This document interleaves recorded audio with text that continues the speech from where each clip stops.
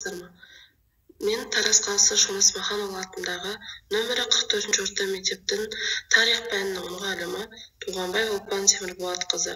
Бүгін сіздердің назарларыңызға 6-шы сыныпқа арналған неліктен Қазақ хандығы орталық Азиядағы алғашқы ұлттық мемлекет деп саналды тақырыбын ұсынғалы отырмын. Сабағымыздың мақсаты Қазақ хандығы құрылуының тарихи маңызын анықтау, Қазақ хандарының мемлекетті өркендетудегі рөлін анықтау. Тірек сөздер: Қазақ хандығы, Керей, Жәнібек, Әбілқайыр, Мұхаммед Хайдар Дулати, тарихи рашиди. Бүгін біз сіздермен Қазақ хандығының құрылуының алғышарттарын, құрылу мерзімін және негізін қалаушыларды білеміз. Қазақ хандығының құрылуынан туындайтын артықшылықтарды саяси, экономикалық, әлеуметтік және мәдени салалар бойынша кестеде жіктеп, жаңа мемлекеттің пайда болуының маңыздылығын талдаймыз. Бүгінгі сабақ не туралы болмақ?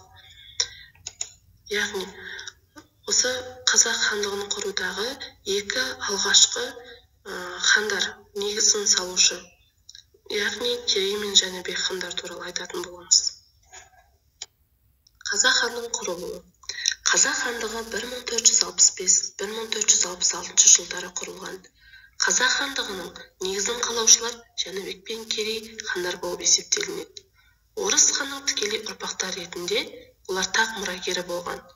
Алғашында Қазақ хандығының аумағы батыс жетісу жері, Шу өзені мен Талас өзенінің алабын алып жатты. 15 ғасырдың екінші жартысында Қазақ хандығы экономикалық жағынан нығайып, этникалық қазақтар мекендеген аймақтардың көп бөлігін қосып алып, өз аумағын кеңейтті. Қазақ хандығының құрылуына 1457 жылдан кейін Керей мен Жәнібек сұлтандардың Әбілқайыр хан үстемдігіне қарсы күрескен қазақ тайпаларын бастап, шығыс Дешті Қыпшақтан батыс жетісу жеріндегі Шу мен Талас өңіріне қоныс аударуы мұрындық болды. Осы көшудің арқасында қазақ халқының қазіргі атауы қалыптасқан болатын. 15 ғасырдың соңынан бастап қазақ термині Керей мен Жәнібек құрған жеке феодалдық иеліктерді атау үшін қолданылып, саяси сипатқа ие болды. Ал 16 ғасырдан бастап Шайбани хан бастаған тайпалар қазіргі Қазақстан аумағынан Мауреннахрға көшіп кеткен соң, қазақ термині этникалық сипатқа ие бола бастаған. Әбілқайыр қаза болғаннан кейін қазақ хандары даладағы билік үшін үлкен күрес жолына түсті. Олардың басты қарсыластары Әбілқайырдың ұрпақтары, оның баласы Шайх Хайдар мен немерелері Мұхаммед Шайбани мен Махмуд Сұлтан болған.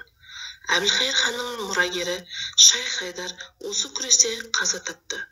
Бұл оқиғадан кейін Әбілқайырдың немерелері Түркістанға қашып, сол жерден көмек алды. Қазақ хандығының 15 ғасырдың соңғы кезеңдегі тарихының негізгі оқиғалары, экономикалық және стратегиялық маңызы бар осы аймақты орын алып, жас мемлекеттің кейінгі тағдырын айқындаған. Аталған аймақ үшін күрес нәтижесінде 15 ғасырдың 70-90 жылдары Қазақ хандығының құрамына Созақ, Сығанақ, Сауран қалалары кірген болатын.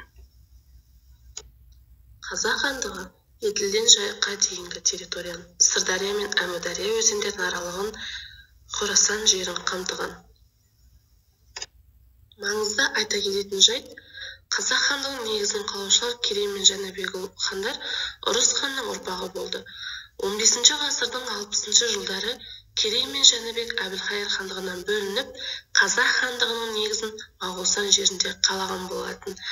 Мұхаммед Хайдар Дулатидің дерегі бойынша Қазақ хандығының негізі 1465-1466 жылдар аралығында қаланған.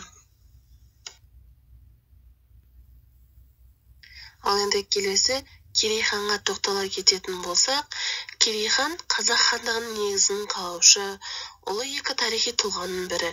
Алғашқы қазақ ханы әрі бас әскери қолбасшысы болған. Керей Жәнібекпен бірге өзіне қараған қазақ руларын бастап, 1465 жылы қазақ хандығын құрады. Тарихшы Мұхаммед Хайдар Дулатидің айтуы бойынша, қазақ хандарының билік ете бастаған хижраның 870 жылы деп жазады. Бұл қазіргі жыл санау бойынша 1465-1466 жыл деп есептеген. Керей хан есімі тарихи деректерде соңғы рет 1472-73 жылдары Сырдария жағасындағы қалалар үшін Моғолстан ханы Жүністің ордасына Бұрыш сұлтанның шабуыл жасаған кездерінде айтылады. Ел аузындағы тарихи аңыз бойынша, Керей хан қазақ хандығын 10 жылдай уақыт билеген дейді. Хандар шежіресі Керей ханның 3 ұлы болғанын жазады. Оларға тоқтала кететін болсақ, Бұрындық хан, Қожа Мұхаммед және Сұлтан Али. Бұрындық туралы жазба деректерде азды-көпті мәліметтер баршылық, ал соңғы екі ұлы жөнінде ешбір деректе айтылмаған. Бұрындық ханнан соң хандық билік толығымен және түпкілікті түрде Жәнібек хан ұлдары мен оның ұрпақтарына көшеді.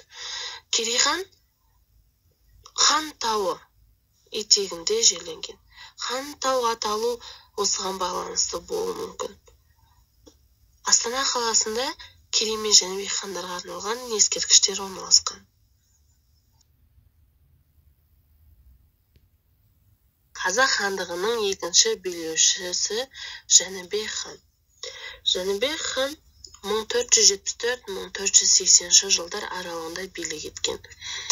Қазақ халқының тарихи санасында есімі аса құрметпен айтылған хандардың бірі Жәнібек хан. Күні бүгінде қазақ ханының кімнен тарағаны туралы екі дерек бар.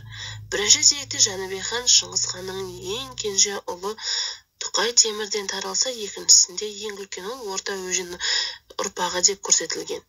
1456 жылы Дешті Қыпшақты Шайбани Әбілқайыр билікті қолына алған соң, көшпенді халықтың Жәнібек пен Керей бастаған бір бөлігі Моғолстанға қоныс аударып, Шу мен Қозыбасы өзендерінің аңғарында орын тепті.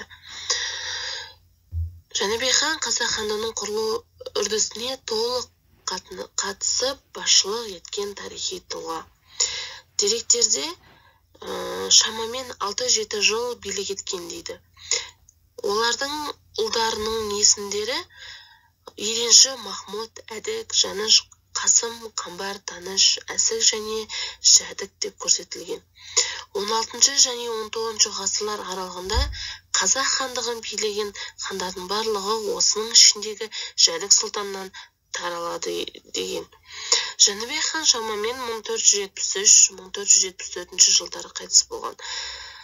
Керей мен Жәнібек хандардың атында Астана қаласында үлкен көше бар.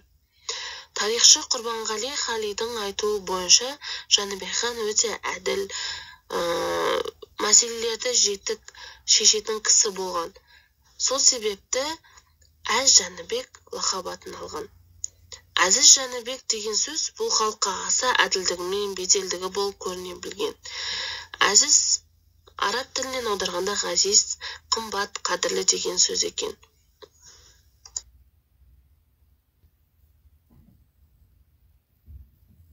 Бүгінгі тақырыбымыз түсінікті болса, балалар, келесі тапсырмаға кезек берейік.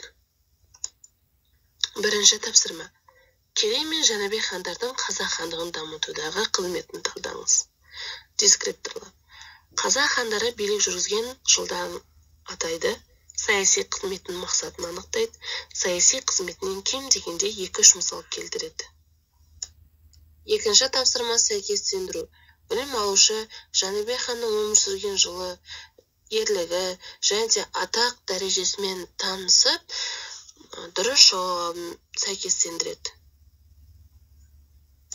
Ал енді оқушылар, бүгінгі сабағымызға кері байланыс берейік. Сабақта не қиын болды, не үйрендім? Менің ұсынысым, егер ұсыныстарыңыз бар болса, пікір қалдыра кетіңіздер. Назар қойып тыңдағандарыңызға рахмет.